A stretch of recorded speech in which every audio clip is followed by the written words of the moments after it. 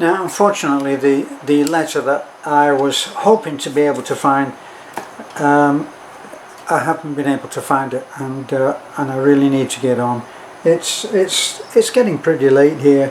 What is it now? It's actually 12:20. We're in the middle of the night. Beth has already crashed out on the sofa, and I'd like to get to bed. But I would like to finish this off. And it was a letter that was sent. The person that had received this letter, it was from Singapore. It was from Singapore. I remember that, and it was to his friend. It doesn't matter whether it was America or whether it was the UK, but they forwarded it on to me in its entirety. And what it actually details is that the man had taken, the dutiful son had taken his parents, who I think were in their 60s, along for the jab. Now, it didn't say which one that it was, which actually would have been very important, because the one that contains the mRNA, that's really the one that I think you should be trying to avoid. And now it's gotten to a touchy subject, because now if you're talking to people who've already had that, and you're telling what you have heard, which, let's face it, all of this is anecdotal, but it's coming through from people who have some real cred. So what happened?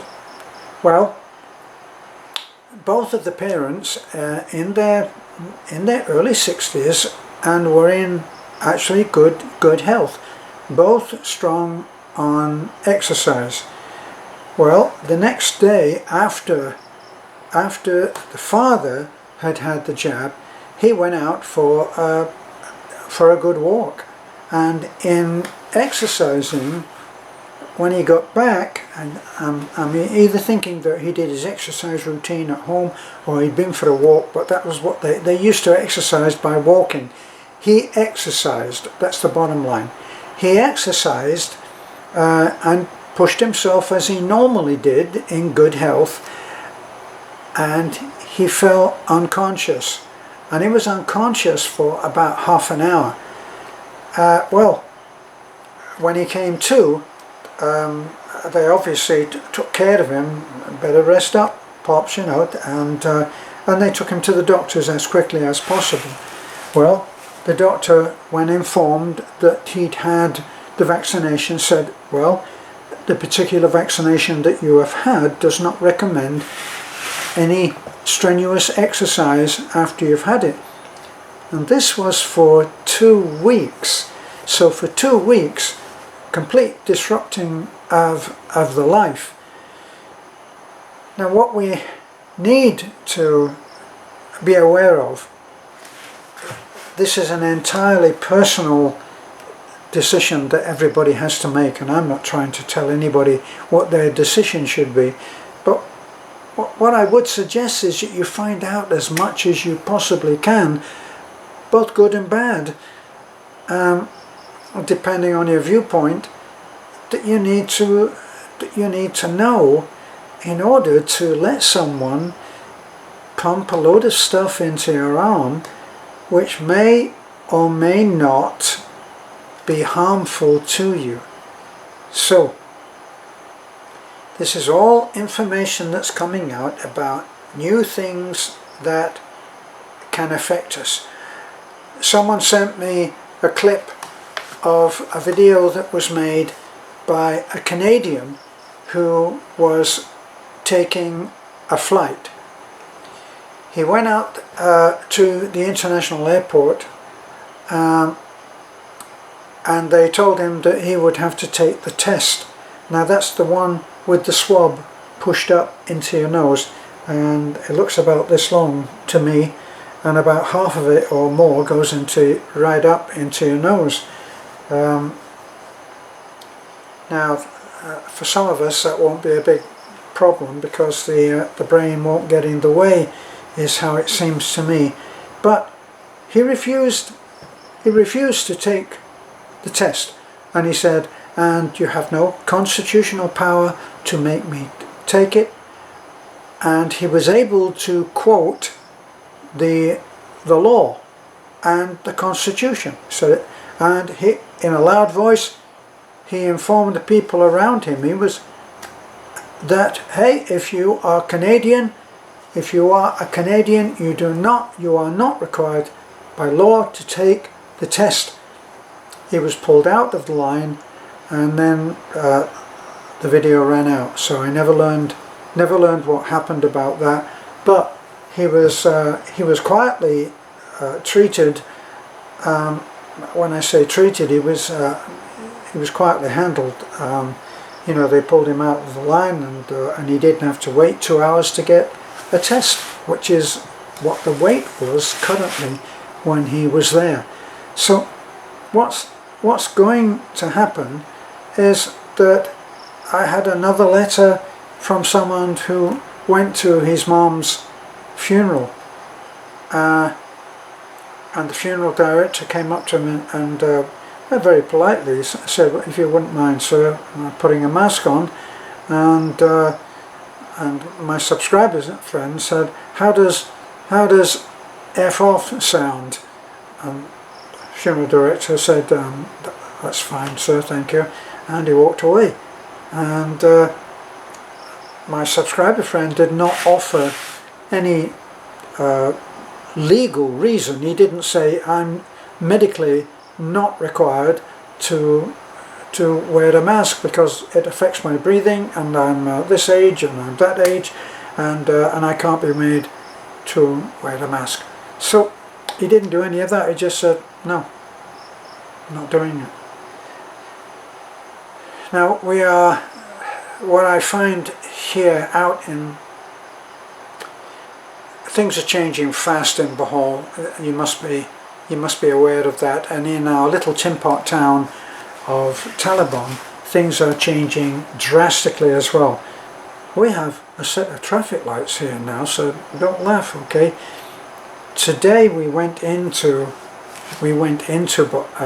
Taliban, and it was chaos. There is so much traffic.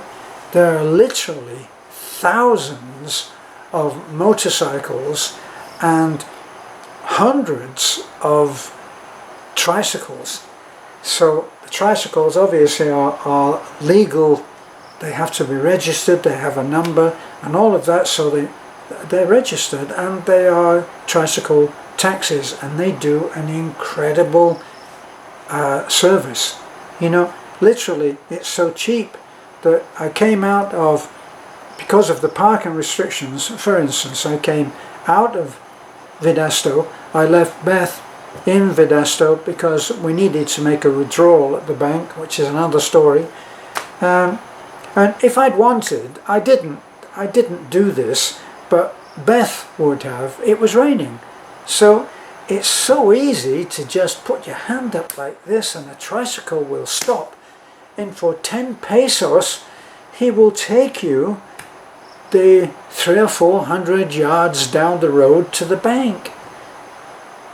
Why would you not do that? Well,